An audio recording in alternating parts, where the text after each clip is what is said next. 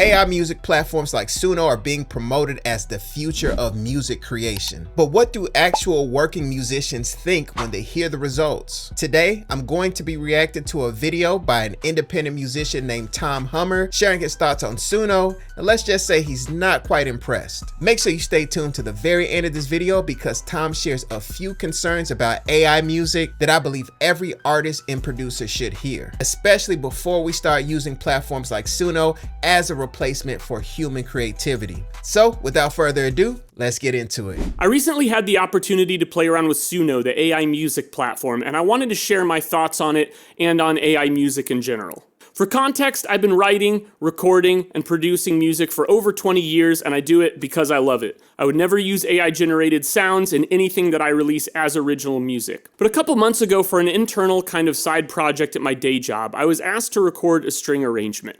The problem is I don't have a violin or a cello, and the synth strings and samples I have aren't great. So I said I wasn't really equipped to do it, and they said, well, what if we got you a Suno account just for a month? Could you use that to just get something decent? And since this was something that I wasn't going to be releasing as my own creative project, I thought I would give it a try because I kind of wanted the perspective. Y'all, I can't even begin to describe how bad this software is, but I'm gonna try. So here's what I did. I recorded a violin melody and a slower cello progression with my crappy synth patches, and then I uploaded that to Suno. I said, take the violin melody, add the legato cello underneath it, add in some light pizzicato strings on top, some percussion to bring a little drama, like rolling timpanis, militant snares, light cymbals, make it 122 beats per minute, and make sure that it sounds elegant and bold. What I got was crap. Sometimes the tempo was right, sometimes it wasn't. Most of the time the violin melody wasn't right, and even when it was only fragments. And the percussion was never what I asked for. It usually came out like hand claps and castanets. I tweaked the prompt, I tweaked the settings, I tried so many different things, and I generated over 80 versions and only got 3 versions that had some acceptable moments. Wow, those are some interesting results that Tom got there. You know, this has me thinking, was Tom using Suno or Suno Studio? Now, Suno Studio is the one that's more so like a DAW, where it gives you the individual sections that you can go ahead and prompt. Like you can prompt a keyboard section, a string section, a bass section. So on that platform, whenever I've tested out Suno Studio, that's on like the premium plan, I was able to get some pretty good sounding results. Now, was it perfect? No, I did have to do some tweaking to some things to make it really feel at least, you know, getting closer to authentic music. But I definitely did not get the type of results that Tom got there. Let's go ahead and get back into the video. I tried to export the individual stems so I could remix and arrange it myself, but despite claiming to have the ability to split songs into 12 individual stems, it still counted strings as one stem, so I couldn't separate the multiple string layers any further. So I mangled what I had together the best that I could, and I recorded the percussion myself because it never gave me anything even remotely close to what I asked for.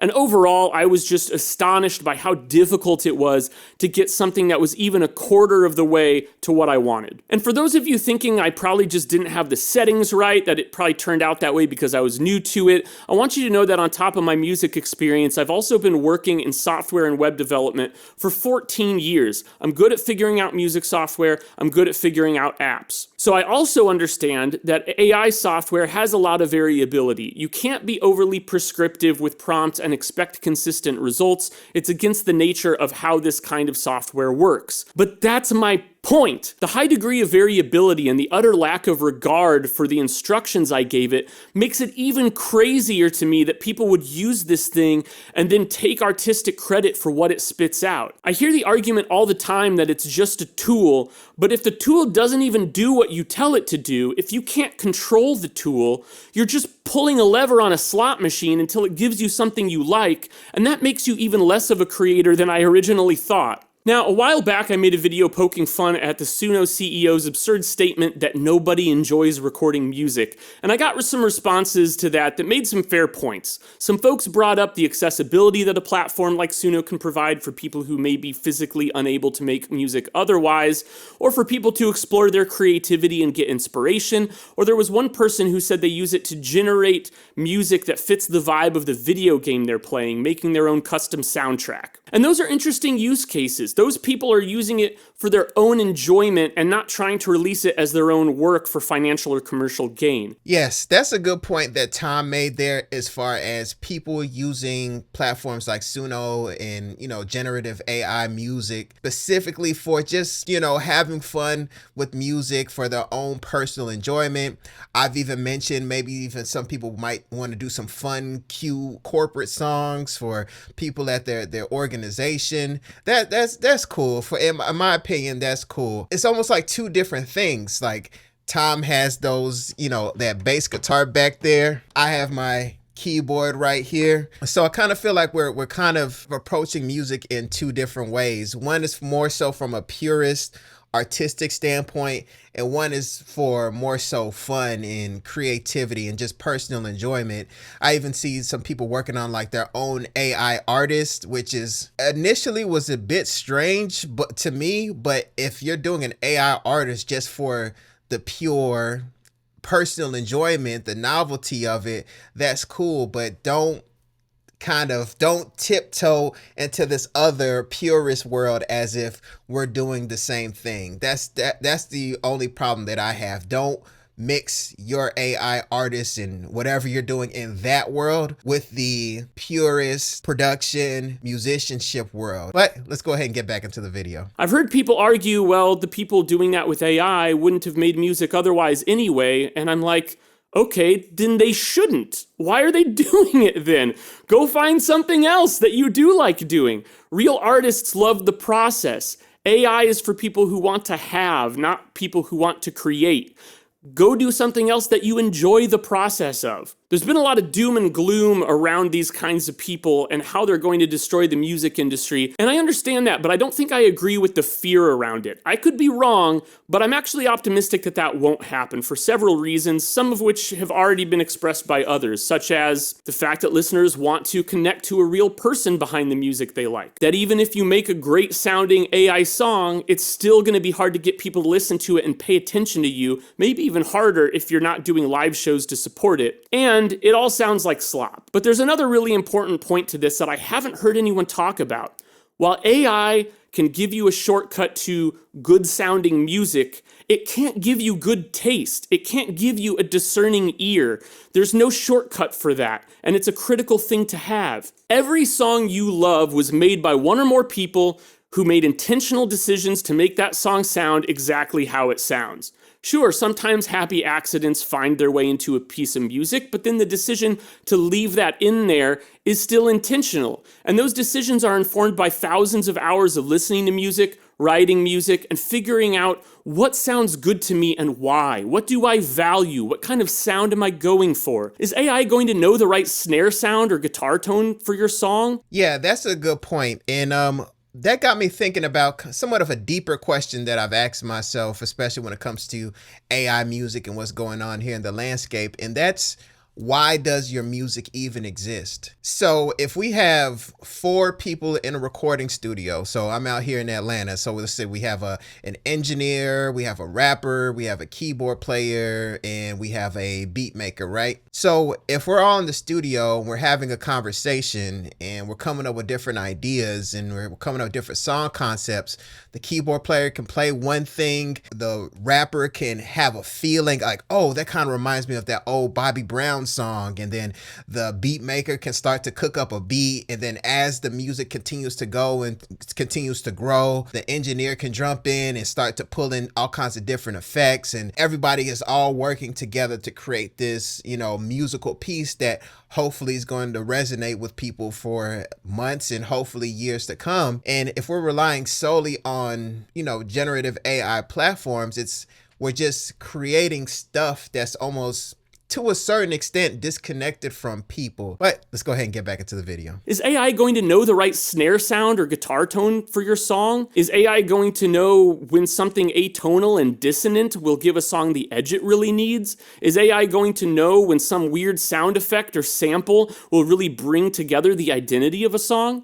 And more importantly, is the kind of person who would use AI to make a song going to know these things? Will they have the musical vocabulary and a refined enough sense sense of their own taste to tell a platform like Suno exactly what they're looking for, especially when the platform doesn't seem to follow very specific guidance, because I'm willing to bet that the kind of people who do know how to do that will just do it themselves. There's no shortcut to that kind of knowledge. It's the instinct that you develop by stumbling through the process and writing a lot of bad songs and asking yourself the honest question, what could I have done to make this song better? And then making it better the next time. AI will never help you develop that skill. It will keep you stuck in a state of songwriting infancy. Now, another thing I want to get at is that this isn't to make people who use AI feel small or like you should feel insecure about using AI platforms, just to have fun with. Play with music, do things that sound good to you, share it with your friends and family if you want to. It's just that when we start to get into the realm of more purist music creation, that's when it could start to feel insulting to some people. And to Tom's point, you're still going to be missing certain music production, music creation skills like on the way. It's like a craft. It's kind of like learning how to be a tattoo artist, learning how to be a bodybuilder, a natural bodybuilder. There's certain things that you learn on the path to getting where you're at as far as competency that's going to be missing if you're just able to just hit a button and then have the thing get spit out at you. But let's go ahead and get back into the video. Another reason I'm optimistic is because musicians are naturally resilient and innovative people, and there are a lot of us who are at our best when there's something to kick against. People can always kind of tell when something was made with AI. There's just a sound to it because it can only pull from what's already been made. And I don't know about you all, but that really inspires me to try and think of sounds that AI has no reference for. Does AI know what it would sound like to send a melodica through a metal zone pedal? Does AI know what it would sound like to play a half-broken tube amp with a snare drum in front of the speaker and a mic on the other side and accurately factor in all the gain stages, what guitar and amp and mic and snare you're using, and the distance between each of these elements? Maybe someday AI will be able to anticipate what these things could sound like, but for now, I'm hopeful that musicians will continue to push themselves to think of the things that AI just can't. And as that happens, I also think listeners are going to become more discerning. Sure, there will always be passive listeners who just don't care. That's always going to be the case. But the more slop you subject people to, the more saturated that market becomes, the more listeners are going to actively seek out something that sounds different and unique. Recently, a Canadian duo called Engine de Poitrine really blew up due to their incredible performance on KEXP. It's weird. Nobody asked for it, but people are loving it. This is the kind of stuff that AI could never make. AI could never make Bjork, Ween, The Flaming Lips, Captain Beefheart, Bikini Kill, Parliament Funkadelic, Shoo Shoo, just to name some of my favorites. Yes, and this is another thing that's really making me hopeful for the future of music creation and music consumption, is that people, especially a subset of people, they're really going to want to find something that everyone else doesn't quite have. We still have record stores out there. We still have independent musicians who are touring and having, a full-time living creating music, and, they're not signed to any type of record label or anything like that because they've been able to cultivate a fan base who's actually interested in the type of music that they make. And I think the better and better AI gets at creating music, we're going to have that group of music consumers who want the real thing, who want the authentic thing. Some people are okay, getting McDonald's and Burger King, and then some people want that hole in the wall mom and pop shop that makes the real authentic burgers with the great seasoning and the juicy patty and things like that, and they know that they can only get that type of spark from something that's not quite so watered down for a more mainstream audience. So all the musicians out there, all the producers out there, sometimes it can feel doom and gloom and like AI is just going to totally take over and make things impossible. I do not think that that's the case. We always have to remember that there's going to be that niche fan base out there who wants something that's actually real. But let's go ahead and get back into the video. Bjork, Ween, The Flaming Lips, Captain Beefheart, Bikini Kill, Parliament Funkadelic, Shoo Shoo, just to name some of my favorites, or any other trailblazing unique artists that have shaped music culture. There have always been lesser ripoffs of artists like this. We didn't need advanced technology to do that, but I have a hard time believing the technology will be able to break that ceiling. It will be even easier to churn out cheap imitations, sure, but they weren't the ones driving us forward anyway. For comparison, crappy fast food restaurants didn't kill fine dining, and if nothing else, they make you appreciate a really nice meal even more. I could see the same thing happening with music. So what do you think? Are you worried about AI music? All right, that's hilarious, guys. I did not see the very end of this video, so it's funny that Tom and I had the same analogy, or very similar analogy when it comes to music. So it's kind of like you're being on the same frequency mentally. So guys, let me know what you guys think. Do you guys think that AI music is going to take over? Do you think producers, musicians, artists need to lean more towards looking at niche audiences as opposed to doing it big on the mainstream level? Please let me know your thoughts in the comments. Things are changing rapidly and we have to keep the conversation going. Thanks for checking out this video. Please make sure to hit like and subscribe. My name is Desmond A, and I'll be back with more great videos. Peace. Wait, before you go, make sure you go to DesmondASounds.com where you can get free FL Studio Patcher plugins, free loops, free guides, everything you need to level up your music production. Once again, go to DesmondASounds.com or click the link in the description. Go there now and totally transform your music production. You've watched the tutorials, downloaded the sounds, and spent hours on that beat, and it still doesn't sound the way you imagine. Maybe your drums don't hit, your melodies sound boring, or you keep second guessing